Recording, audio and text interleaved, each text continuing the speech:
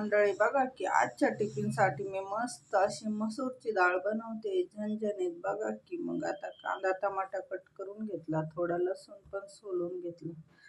आता चला की मग आता बनवते. बघा की कुकर ठेवलाय, आता तेल टाकते मस्त पैकी. बघा की मग आता मस्त सोडली, त्याच्यात राई होती. आता बघा की तेल छान गरम झालंय.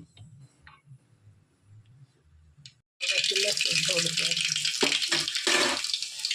लसूण लाल झाला का लय बारीक होते, थोडेसे जिरे सोडते. आता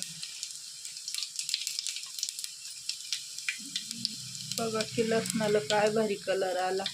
आता त्याच्यामध्ये कांदा सोडते. बघा की मग मस्त कांदा टमाटा फ्राय होतोय. आता थोडं मीठ सोडते त्याच्यात. मग आता मीठ सोडते एक चम्मच.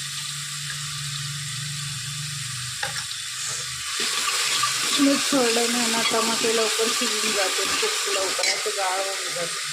बघा मग डाळीसाठी छान मिरच्या काढून घेतल्या. आता बघा की मग आता मिरच्या सोडते त्याच्यामध्ये, छान असे फ्राय करून घेते की मग मसाला किती छान फ्राय झालाय. आता त्याच्यामध्ये मी का पाणी सोडते. आता मग डाळ सोडते त्याच्यामध्ये मस्त पैकी धुवून चणे.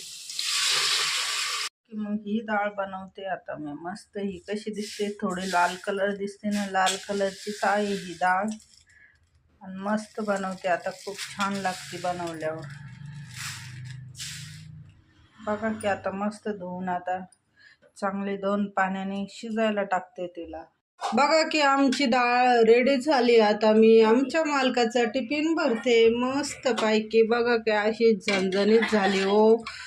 बघितली की इतकी झणझणीत झाली आणि इतकी टेस्टी झाली आहे का, खूपच टेस्टी झाली. बघा आता टिफिन भरते मी, टिफिन देते, मग जेवण करते. सकाळी सकाळी चहा घेत नाही मी सकाळी सकाळी भाजी पोळीच खाते. बाय बाय मग.